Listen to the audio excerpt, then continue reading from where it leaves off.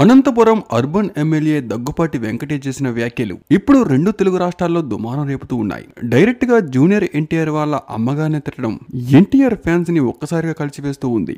దగ్గుపాటి వెంకటేశ్వర ప్రసాద్ చేసిన వ్యాఖ్యలపై జూనియర్ ఎన్టీఆర్ అభిమానులు ఆందోళనకు దిగారు. మా ఎన్టీఆర్ ని తిట్టవలసినంత అవసరం ఏమొచ్చింది అంటూ, ఇష్టం వచ్చినట్లు తల్లిని చెల్లిని తిడతారా అంటూ జూనియర్ ఎన్టీఆర్ ఫ్యాన్స్ ఆగ్రహం వ్యక్తం చేస్తూ ఉన్నారు.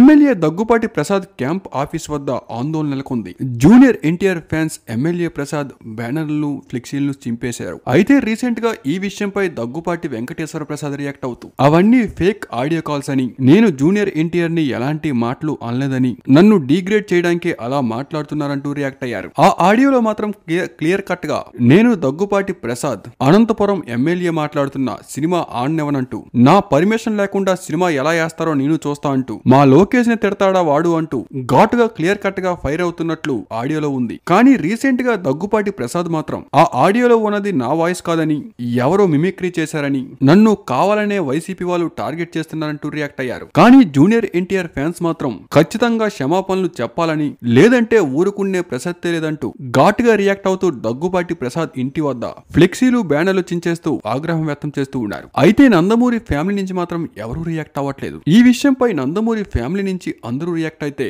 కథ వేరేలా ఉండేది. ఎందుకంటే చంద్రబాబు నాయుడు గారు కూడా నందమూరి ఫ్యామిలీకి సంబంధించిన వ్యక్తే కాబట్టి ఇలాంటి విషయాల్లో ఖచ్చితంగా రియాక్ట్ అవ్వాలి. అప్పట్లో అసెంబ్లీలో చంద్రబాబు నాయుడు గారిని ఏదో అన్నారని నందమూరి ఫ్యామిలీలో నుంచి అందరూ రియాక్ట్ అయ్యారు. కానీ పాపం జూనియర్ ఎన్టీఆర్ అమ్మగారిని తిడితే మాత్రం ఎవరూ రియాక్ట్ అవ్వట్లేదు. దీన్ని బట్టి అర్థమవుతుంది ఎన్టీఆర్ గారికి వాళ్ళ ఫ్యామిలీకి ఎంత దూరం ఉందనేది. మరి దీనిపై మీ అభిప్రాయాన్ని కామెంట్ రూపంలో తెలపండి. Thank you for watching.